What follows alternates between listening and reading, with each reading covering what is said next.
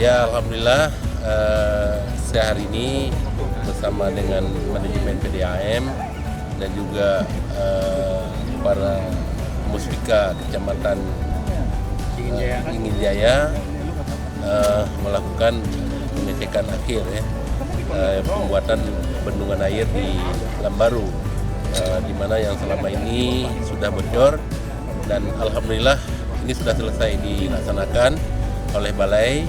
Oleh karena itu saya mengucapkan terima kasih kepada Balai dan penjaga dan juga kepada pemerintah Aceh yang telah memperhatikan ini, karena ini sangat menentukan bagi air bagi Kota Banda Aceh.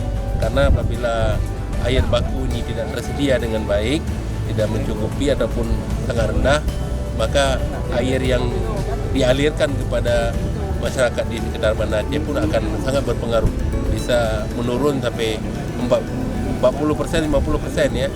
Jadi oleh karena itu sekarang alhamdulillah sudah sumber airnya sudah terpenuhi kembali sebagaimana biasanya, karena ini ada 4-5 meter ya terjadi kenaikan air apabila bendungan ini sudah siap dilakukan perbaikan. Jadi sekali lagi saya ucapkan terima kasih, dan kita berharap ini dikawal ya, kalau ada kerusakan segera dilakukan pemantauan ya, sehingga ini tidak terjadi lagi yang berkepanjangan seperti yang sudah kita alami beberapa waktu yang lalu. Jadi ini yang kita harapkan.